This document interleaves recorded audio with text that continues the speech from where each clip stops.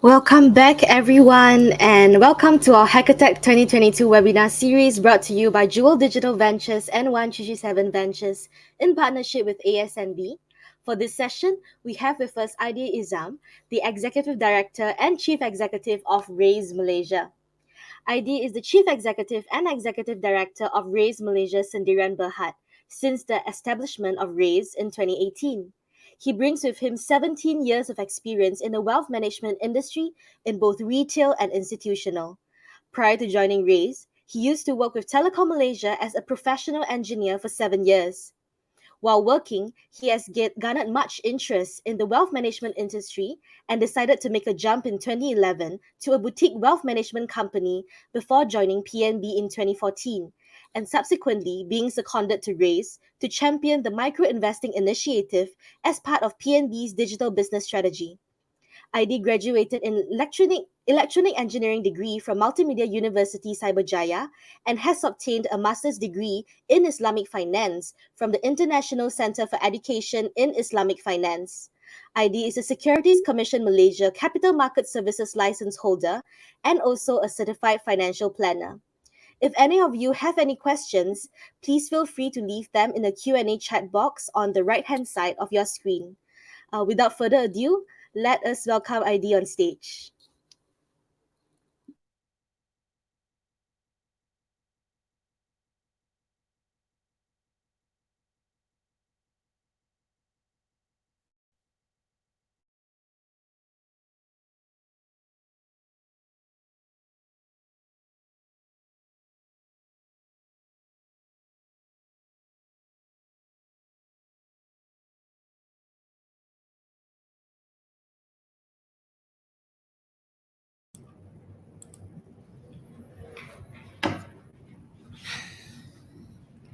Good evening, everyone. Can I start?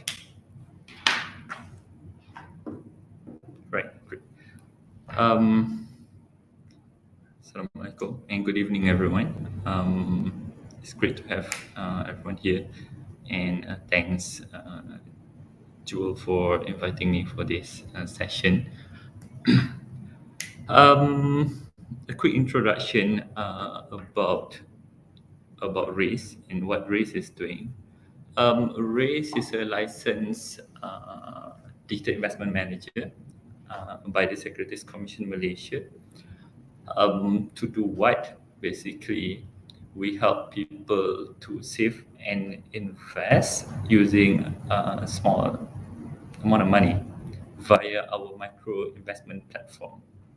So it's an app, or it could be a web app as well. So how small is small? It's as small as your spare change. You know, um, the whole idea here is to remove the barrier so that everyone can invest and everyone have access to the capital market. So let me take several steps back, because the whole topic today is all about um, idea to realizing the idea. I was once just like some of you, pitching my ideas, looking for capital, facing all these challenges uh, during this month. But 7 years ago, back in 2016, um, I think about this idea about um, how to help everyone to save using small amount of money. So basically, the trigger was it comes from my personal experience, because personally I don't like spare change. I don't like keeping coins. Most of the time, it will end up in the washing machine or somewhere in the car. So I was thinking, if imagine if I can collect all these coins, accumulate it, and how much I would have saved.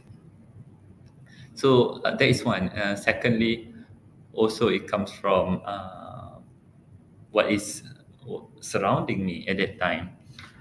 Being someone who is fronting customers, understanding and knowing and understanding the pain points of of the average people, uh, what are the pain points that they're facing in in saving and investing. So basically, the coming from personal experience and um, what was surrounding me at that time, the idea pop out. So the idea back then was how to let people save with small amount of money, as small as your spare change. Why spare change? Um, if spare change is something that everyone is spending every day. Um, Spare change is you generate spare change almost every day. So rather than telling people to change their behavior, um, I was thinking, how about if I am able to tap into something that they are very familiar with, which is your everyday spending. As simple as if you were asked to stop spending and start saving. Like my mom was asking me, "Hey, I did stop saving and stop spending and start saving, stop spending and start saving." I think it would be easier if I can tap into everyone's daily behavior, the thing that they are very familiar with, and then it will be a lot easier. So the idea is, how about if I can, for every spending, I can take a bit of it and put it aside and save and invest. So the idea pop out, and then I decided back then to realize it. So what I did was, I did a quick market research on how to do it, and then the more I make a research, the more I discover the challenges. Because this is considered very new to the market. I would need expertise. I would need skills. The go to market strategy. So I was left with two options at that time: whether I do this from scratch from the very beginning, or I could partner up with an incumbent who has done it before. So I bumped into this company called Acorns, based in the States at that time. Um, I took I took a gut to write to the founder then, with two preposition. How about we partner up and bring the service to Malaysia, or we go head to head? to my surprise, he responded to my email, and this is what he was telling me. I still remember. We have no plan to expand to outside the US, but since you are the first one to approach us, let's do this. So let's meet up. That's what he said. So I said, uh, let's meet up halfway. He was in Australia then, so halfway is, I don't know, Perth or Jakarta. And I said, I don't have enough money.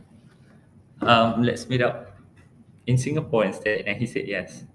So I flew to Singapore to meet him, and you know, had a quick chat with him, and he told me, if you really want to do this, let's do this. But what I need is basically capital, and that's my first challenge. My first challenge. So I came back to KL. I started to look for VCs. So the more VCs I met, the more uh, I think PNB is the best suit for this. So an opportunity came in 2017 when PNB for the first time held a what do they call, a innovation contest in 2017. So I have decided to participate, and alhamdulillah, I won, one of the winner, and one of the mandate given to me was to realize this. So that's when the real life has just begun. Um, in 2017, in terms of regulations governing digital investment management wasn't about to be established. So yeah, we met the regulator, presented our ideas, and of course, back and forth, and we started applying for the license. And finally in 2020, July, June 2020, we got the license. And the challenge, one of the main challenge, during in the journey to realize this is, number one, is definitely establishing the team, because as a startup, moreover, being a regulated entity in a heavily regulated industry is not easy. So the challenge is to find, your team member to join you, to join a startup. It is difficult. Them being employed at a very established and strong companies, to convince them to join a startup with basically nothing, it was a challenge. But we did it. We started with one person, and then two, and then three, and then where we are right now, we are still a small team, but a small team of 12, 12 people after 2 full years of operation. Um, another challenge in while we operate the business is, little that we know, one of the main challenges we just discovered is financial literacy among our people. So we thought the main challenge would be technology, but to me personally, the main challenge here is how to explain to an average investor is that when they invested 10 ringgit, the next day it could become 9 ringgit and 50 cents. To tell them that your investment could go up and also could go down according to market movement. So that is definitely one of the biggest challenge that we are facing. Um, a bit about Raiz now. After 2 years in operation, we now have more than 100,000.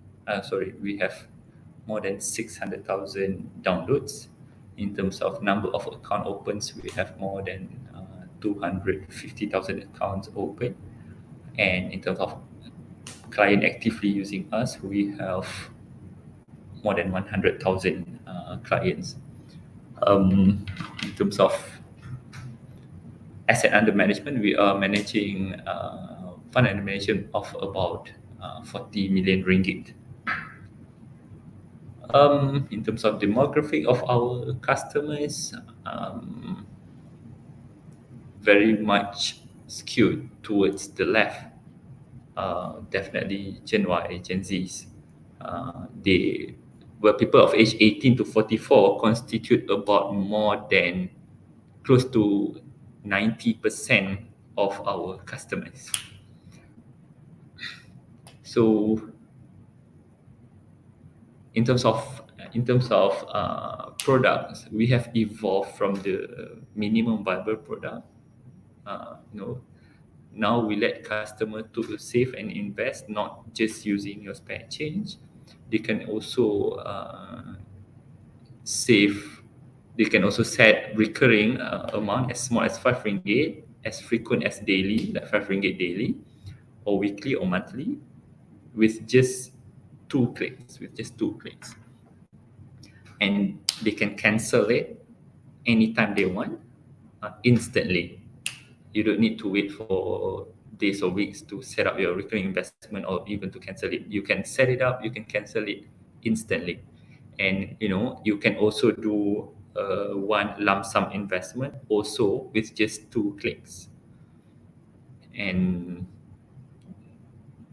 that is method number 3. The main method, our main hook is always being the spare change. The way spare change work is, after you have downloaded the app, you just have to link your bank cards, your debit card, your credit cards, and then after you have linked that to your Raiz account, you just have to spend like normal, and then Raiz will have the ability to record your everyday spending and then round it up to the next ringgit and save and invest as spare change. For an example, if you have linked your Maybank debit card to Raiz, and then you buy a cup of coffee at Starbucks for 10 ringgit and 70 cents, Raiz will then round it up to 11 ringgit, and then that 30 cents will be taken out, save and invested for you. Right? Well, that's basically where Raiz is now. In terms of challenges, I would say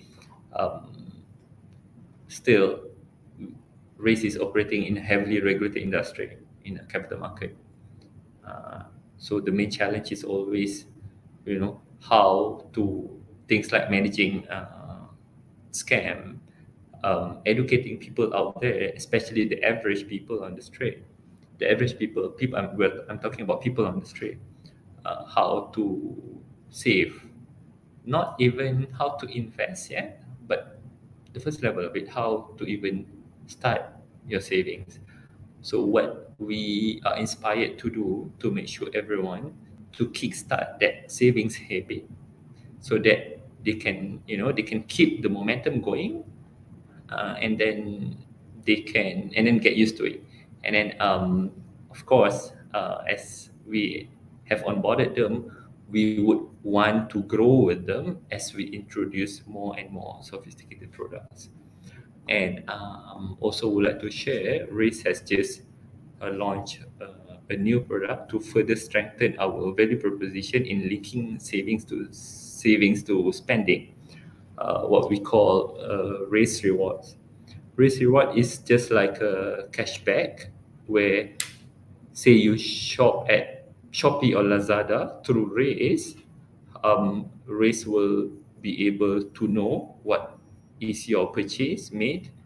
Say you made a purchase at Shopee, you log into your Raiz account, you see a Shopee logo, you click at it, and then it will take you to Shopee app. And then you buy stuff at Shopee for 100 ringgit. And an X percentage out of your purchase, say 1%, will be invested back into your Raiz account in terms of cashback. So as you shop, you are also saving. So it's just to us, it's just a smarter way to shop. Um, I can. I'm starting to see questions coming in. Um, Let me address the question.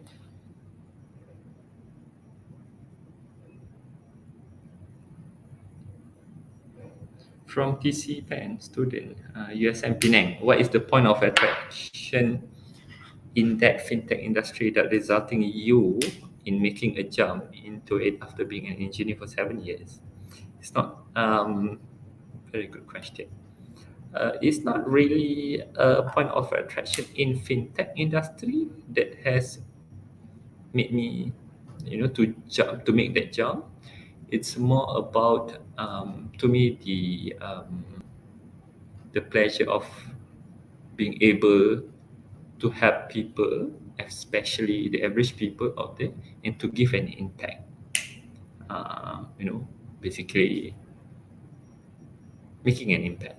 I would say that is my pleasure personally, um, because I've seen how difficult people to how to start saving, and how do they suffer, some of them, how do they suffer towards the retirement age, just simply because of lacking of financial education. Because as you know, financial education is something which is not taught at school. um, Financial literacy is one, and you know getting as many people as possible, give them an opportunity to have access to capital market. So my point here is, um, making a big impact, and to make sure it is as simple as possible, um, so that people can start. I am going to the next question. Joshua Lee, founder Cash App. Hi Joshua. What are the challenges you face uh, in developing Raiz to where it is now? Let me think, because there are several challenges. I think, like I mentioned this before, one of the very main challenge that I face is the level of financial literacy of our people, especially the average people out there. How to explain to them when they invest 10 ringgit that the next day it could become 9 ringgit and 50 cents, that their investment could go up, could go down. Um, we we do receive, actual fact, this kind of calls almost every day, asking us in not so good tone, hey, why I put in my money for 100 ringgit or even 10 ringgit, and why is it now becoming 9 ringgit and 50 cents? So that is definitely one of the challenge that we face while running a race. And another challenge I would say is the talent. How to convince people to join a startup like Raise, especially when startup, they don't have, still about to grow. You don't have much of a good story to tell, and also to look for people with skill, especially technical skill, with regards to technology, with regards to developing a very good technology stack. So that's another challenge. Um, yep, I would say those two are my main challenges so far. Um, I am looking at Patricia Adelina. Tech a fee. Id, you're currently distributing ASNB funds. What is Raiz Malaysia plan to expand its investment portfolio? Well, for for the benefit of everyone, Raiz is a joint venture company between PNB and Raiz Australia. Okay. Um, for Raiz Malaysia, well, Raiz is when you sign up, when you down after you have downloaded the app, you sign up. You of course you must answer a set of simple and short questionnaires for the app uh, to be able to recommend to you a good investment portfolio that commensurate to your risk profile. Of course, that is done automatically with the help of robo advisor embedded in the app. So that investment portfolio could be an aggressive portfolio, could be a conservative portfolio. So the underlying assets of the portfolio at the moment is unit trust funds, and it is not just ASNB funds. Okay, we have one of our portfolio has unit trust funds from other fund houses as well. Just in case you don't know that, Patricia, it is called custom portfolio, where you are allowed to customize your own portfolio. So there are of course set of funds there you can pick and choose, and you can set your own target allocation that suits you, right? I hope I answered your question. I will look at another question.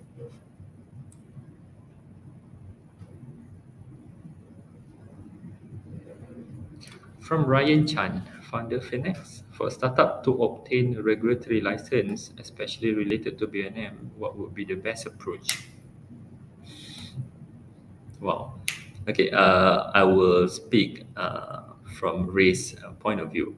Raiz is a startup that has obtained a license from the regulator, and the regulator is Securities Commission Malaysia, which is regulating the capital market industry. um, I think looking from the regulator's point of view, one thing for sure is always to look at the best interests of the investors. So that has always been in the mind of the regulator. So in whatever we do as a capital market player who is licensed by SC, that is the thinking in whatever we do in terms of planning for our development of product, enhancing our tech features. That is something that we must always uh, take into account um, every time. So, and of course, to make sure your adherence to the guideline at all time, and that is very important. Okay.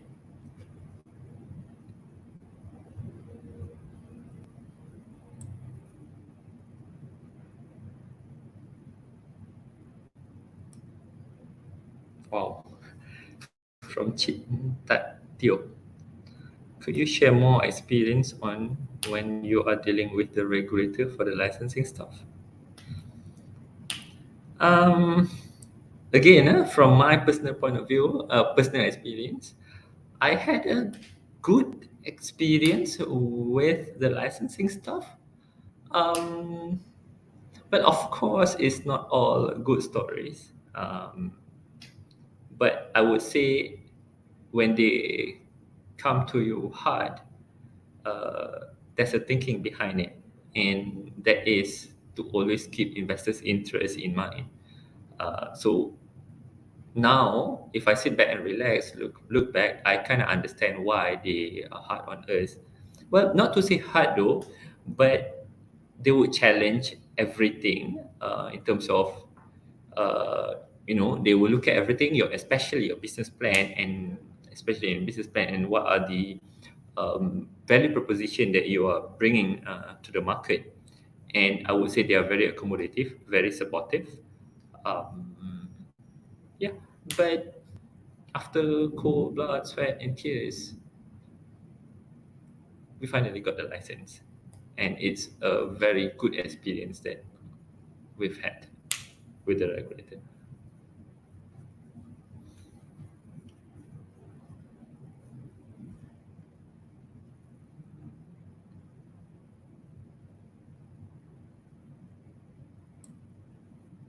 I'm looking at a few other questions here.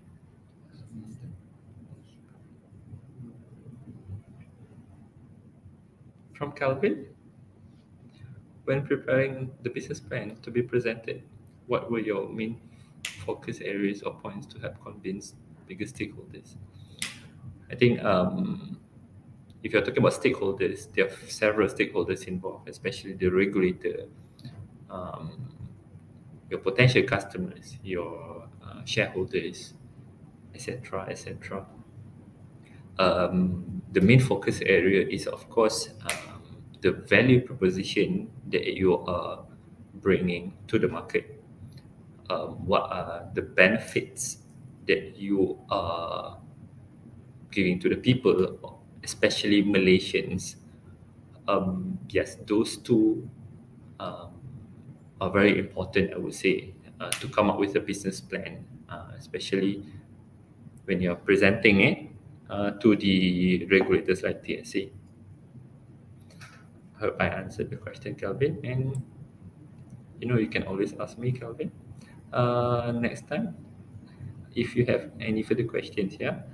Um,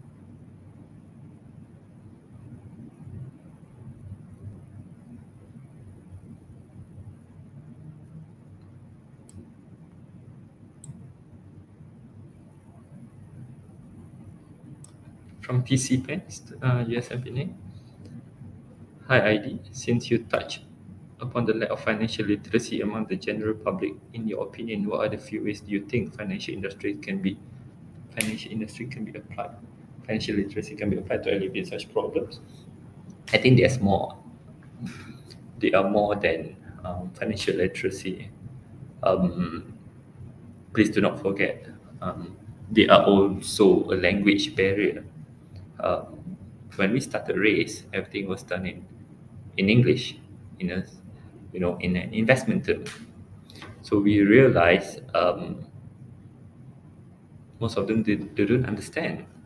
So what we try to change that. We try talking in a very simple English, in a very layman term, and we started to see a good response in terms of for us the way we gauge it is your open rate, as simple as us providing contents to make sure whether or not you read and whether or not you act upon it. So that is how we gauge. So that is one, um, the you know language barrier. Make it as simple as possible. Speak the layman terms, and we also after a year we came up with a dual language app features. So we come up with BM version of the app, and also to our surprise, as we speak, um, in terms of preferred language being chosen, it's 50-50 now. Um, what else? I still think I'm a very strong proponent to that financial education is something that has to be taught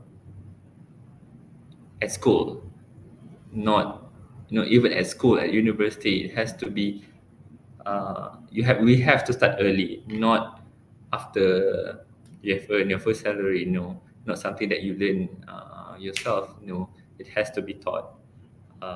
And the best way to teach people, to us from race point of view, is to let people to experience saving and investing themselves. So one of the way is for us to remove the barrier for people to start investing, let them experience, let them gain some confidence, and then only after they have gained that confidence that they need, um, you can see they evolve from that sense. Yeah.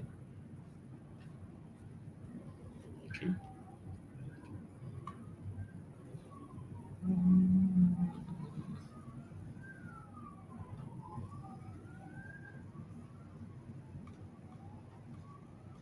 I think I've answered pretty much all.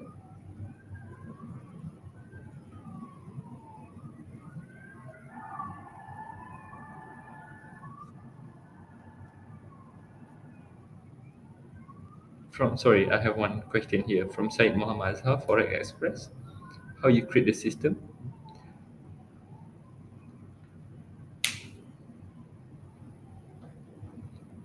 Did you get the support from Dual IT team to create the system? Well, Raiz is considered a separate entity from Jewel. Uh, Raiz is a joint venture. Though Raiz is a joint venture company, Raiz operate independently from Jewel. In terms of in terms of structure, Raiz is considered a consolidated entity under the Raiz Group. So Raiz Group has operations in other than Malaysia. It has also operations in Australia and Indonesia. So in terms of business model, a spec change is always being the main hook. So in terms of developing the system, each entity has its own technology stack that we must develop, right?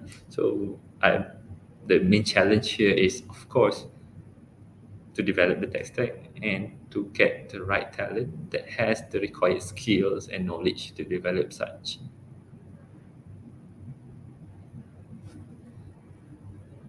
Right.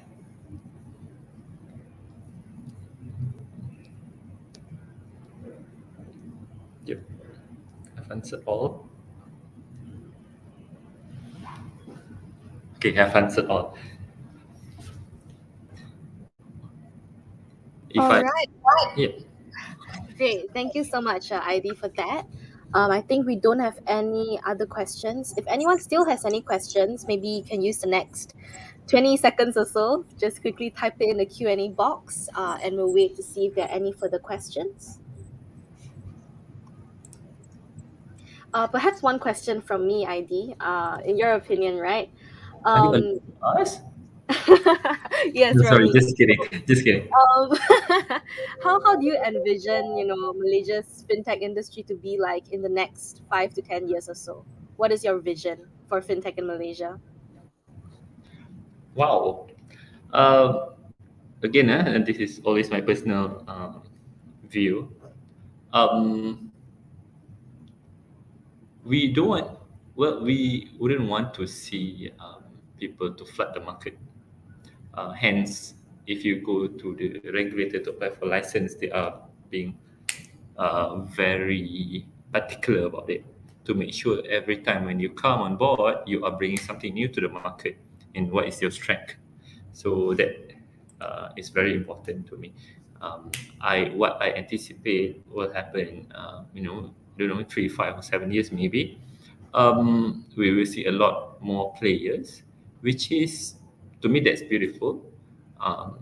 So because the current licensed player alone, we're not able to cater for everyone.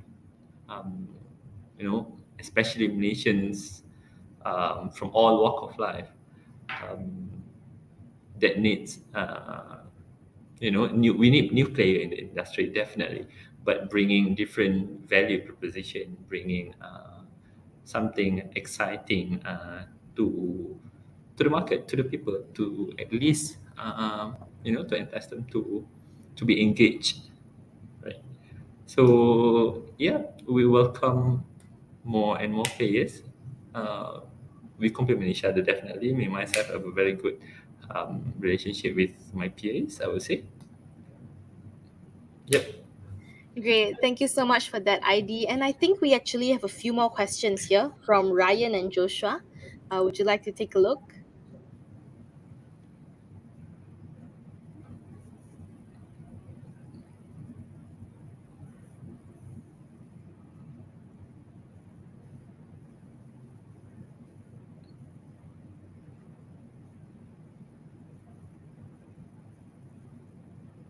I Let me take Joshua's question from Founder Kesha. Hi Joshua. The young ones are trying on or investing in digital assets such as crypto, P2P. Would you be looking at this asset class? Well, the way Race is evolving its product is, of course, customer is one of it is taking customers' feedback into consideration in building our product roadmap. And like you said, digital asset is definitely one of it. And we think, as a portfolio manager, specifically to digital assets, we have the view that digital assets, though it is very volatile, um, it could be a good asset class to the investors, provided that it is done in a very managed, risk-adjusted way. So that's our view. That said, the answer is yes, we are looking at this asset class.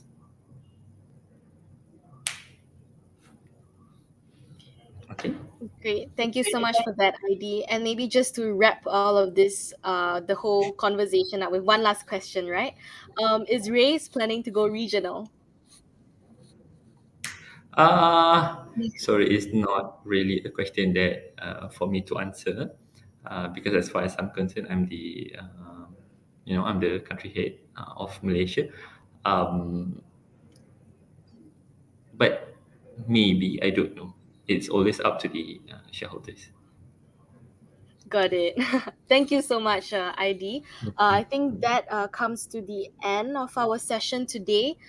Thank you so much, Aidi, for joining us today and for the insightful session, on your journey with Raise Malaysia. And we hope that all the participants have benefited and learned a great deal from this session. Thank you so much once again, Aidi. Thank you very much, And everyone. to Good all luck for. hackathon Yes, thank you. Good luck to all participants and to all of you hackathon participants. This brings us to the end of our hackathon workshop series. Tomorrow marks the first official day of our 3-day hackathon, and we look forward to seeing all your hackathon projects. Have a good rest and see all of you tomorrow at 9 a.m. for our onboarding session. Thank you, everybody.